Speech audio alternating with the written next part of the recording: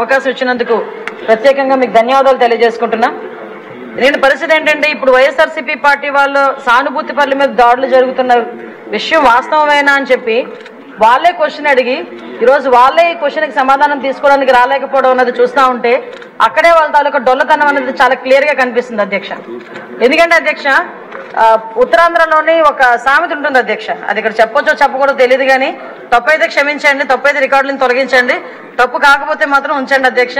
మొగుడిని కొట్టి మొగసాలు ఎక్కిందట ఇలా మాట్లాడతారు అధ్యక్ష ఉత్తరాంధ్రలోని కూడా. ఎందుకంటే కొట్టేసి ఎక్కడ దాక్కుంటారనమాట.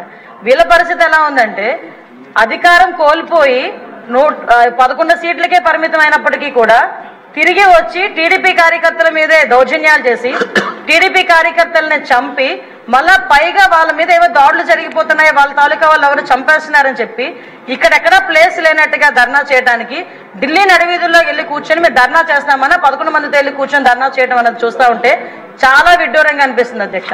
ఎందుకంటే ఈ మాట చెప్తున్నాను అధ్యక్ష, లాస్ట్ 5 సంవత్సరాలు అంటే మొన్న గవర్నమెంట్ వచ్చింది అతను టీడీపీ ఎన్డీఏ కూటమి వచ్చిన తర్వాత నుంచి ఈ రోజు వరకు పొలిటికల్ హత్యల్లో ఒక 4 హత్యలు జరిగితే ఆ 4 హత్యల్లో ముగ్గురిని తెలుగుదేశం పార్టీ కార్యకర్తలనే చంపేసిన పరిస్థితి కూడా మనందరికీ కూడా తెలుసు అధ్యక్ష. ఈ విషయాన్ని కూడా చాలా క్లియర్ గా మేమందరం కూడా ప్రెస్ లో కూడా చెప్పడం జరిగింది, విత్ క్రైమ్ నెంబర్స్ నేనైతే ఇవ్వడం జరిగింది అధ్యక్ష. ఇవన్నీ పక్కన పెడితే ఇప్పటికీ కూడా చాలా మంది తెలుగుదేశం పార్టీ కార్యకర్తల మీద వైఎస్ఆర్సీపీ నాయకులు సోషల్ మీడియాలో దాడి చేస్తున్నారు, వ్యక్తిగతంగా దాడులు చేస్తున్నారు, వాళ్ళ ఆస్తుల మీద దాడులు చేస్తున్నారు.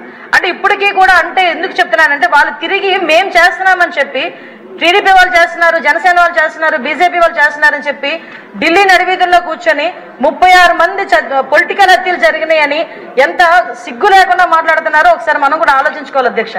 ఇది రాష్ట్ర ప్రతిష్టకు సంబంధించిన విషయం అధ్యక్ష. ఈ రోజు 45 రోజుల్లోని ఒక ప్రతిపక్ష హోదా కూడా లేని ఒక ఎమ్మెల్యే, ఒక ప్రతిపక్ష సంబంధించిన ఎమ్మెల్యే ఢిల్లీ దగ్గరికి వెళ్ళి 36 హత్యలు రాజకీయ హత్యలు జరిగినాయి అంటే ఢిల్లీ మీడియా అడిగింది 36 మంది పేర్లు ఉన్నాయని అడిగితే కనీసం పేర్లు కూడా చెప్పడానికి ఇష్టపడక పేర్లు లేవు కాబట్టి చెప్పలేక పక్కకి వెళ్ళిపోయే పరిస్థితి. ఈరోజు మేము అడుగుతున్నాం, అదే 36 హత్యలు జరుగుతున్నాయని అడుగుతున్నాం, ఎక్కడికో వెళ్ళి మాట్లాడుతున్నావు, అసెంబ్లీ సమావేశాలు జరుగుతున్నాయి అక్కడికి వెళ్ళి ధర్నా చేసావు.